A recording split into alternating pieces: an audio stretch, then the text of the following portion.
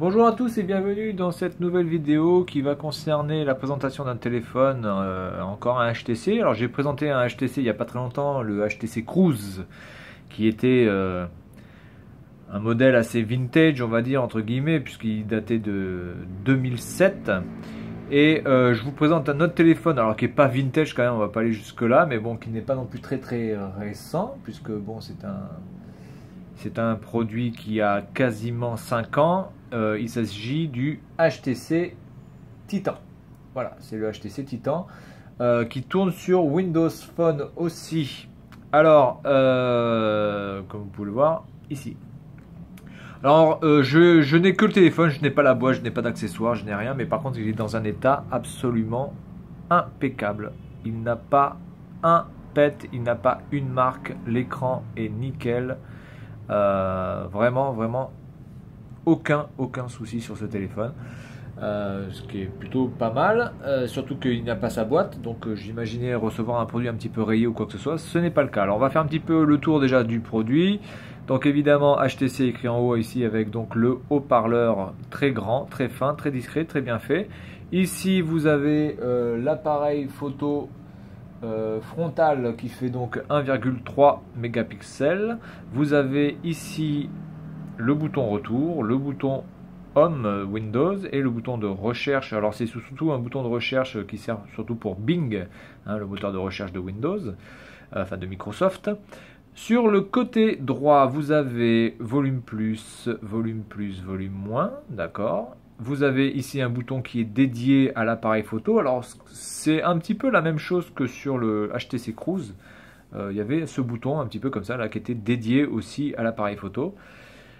Sur la partie arrière, un double flash LED, la caméra frontale qui elle fait 8 mégapixels autofocus, le haut-parleur ici très discret, très bien fait, le HTC gravé dans le métal, Windows Phone. Sur le côté gauche, strictement rien si ce n'est la prise micro USB, voilà. Sur le dessus, le bouton pour le démarrer, le jack.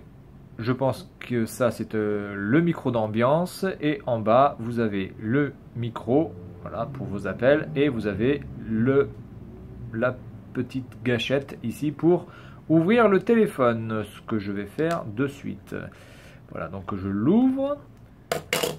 Donc métal, hein, de la part de HTC, c'est assez lourd quand même, hein, cette partie là est assez lourde. Très bien faite, très résistante, très résistante. Hop, voilà pour ça. Ensuite, la place pour la carte SIM. Hein, voilà, carte SIM, mini SIM, hein, que vous pouvez mettre. Ensuite, on a la batterie. Alors, la batterie qui fait 1600 mAh. Je ne sais pas si on va le voir.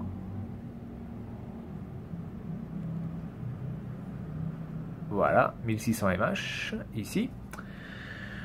Le vrai nom de ce modèle, c'est le X310E. Voilà, et il tourne sous Windows 7.5 en ce qui me concerne. Voilà. Alors, normalement, 7.5 Mango. Normalement, il est possible de mettre d'autres ROM custom, mais là, même problème, j'ai un problème pour pouvoir remettre un radio en dessous de ce qu'il est, et donc je n'arrive pas à le flasher. Par contre, celui-ci est reconnu totalement, par mon Windows 10 en 64 bits, il est reconnu par Zune, il est reconnu par mon téléphone, par mon ordinateur, il n'y a aucun problème. Seulement, je ne peux pas faire le flash. Alors je pourrais faire le flash, il y a un système avec une double USB, un USB en Y, etc. Enfin bon, je vais pas me casser les couilles non plus pour faire ça. Si c'était possible de mettre un radio de manière beaucoup plus simple, pourquoi pas, mais là je vais pas m'emmerder avec ça. Je vais peut-être le garder que comme ça. Alors gros point faible pour ce téléphone, avant toute chose, il n'y a pas de micro SD, il n'y a pas de carte micro SD. Donc la seule possibilité, c'est d'utiliser ça peut-être en mettant une clé USB, voilà, en OTG peut-être pour agrandir. Sinon vous avez 16 Go de ROM dessus et 512 mégas de RAM, ce qui est juste. Voilà, alors on va l'allumer. Et cette fois-ci, je vais pas trop cracher sur Windows Phone, parce que quand on voit d'où ça part, Windows Phone, surtout avec les deux autres que j'avais vus avant, c'est-à-dire le TYTN et le HTC Cruise, évidemment, ça part très mal. Mais celui-ci s'en sort plutôt pas mal, hein, Windows Phone, il est plutôt pas mal. Le menu est assez facile à comprendre,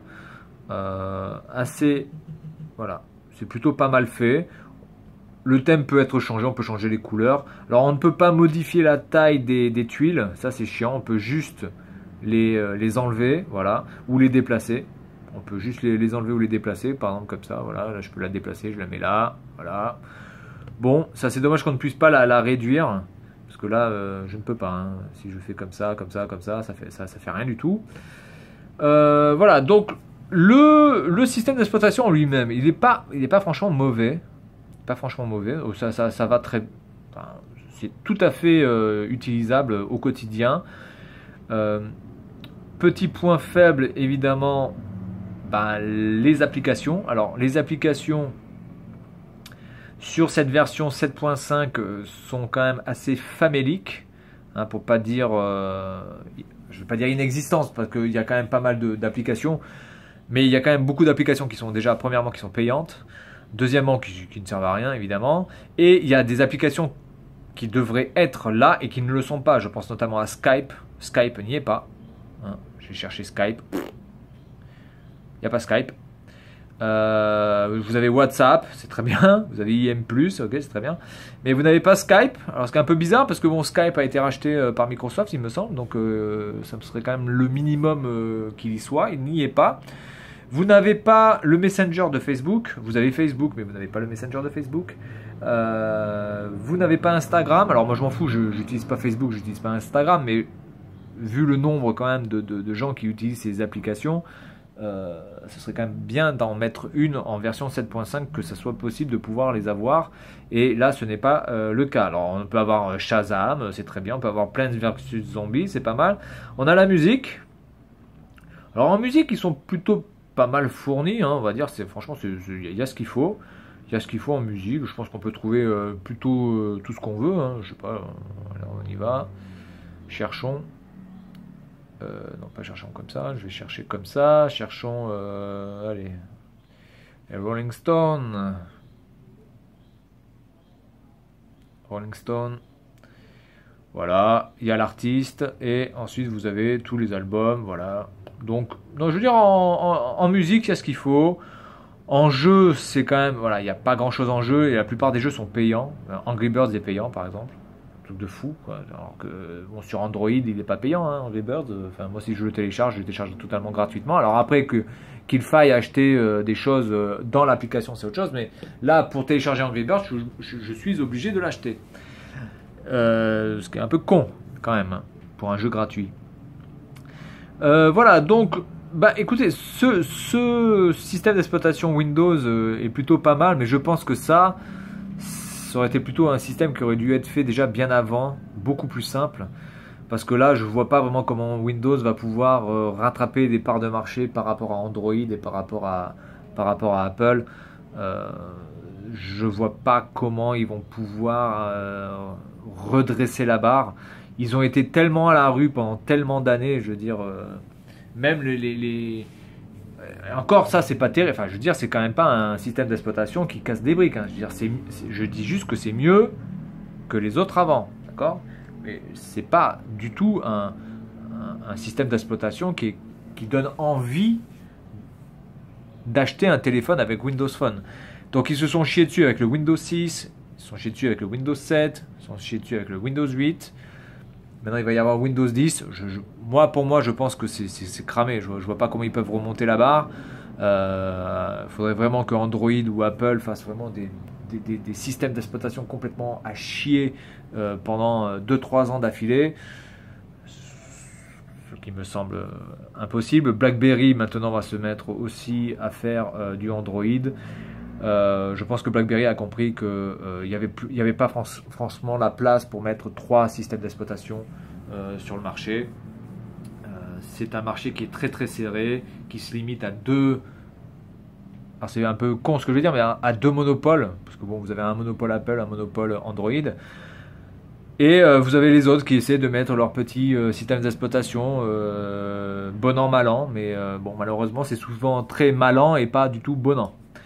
Voilà, donc sinon, par rapport après à ce téléphone, franchement, très très bonne qualité de fabrication, rien à dire, métallique, l'écran est magnifique, on peut le voir écran d'IPS sous tous les angles, très très bon, rien à dire, nickel.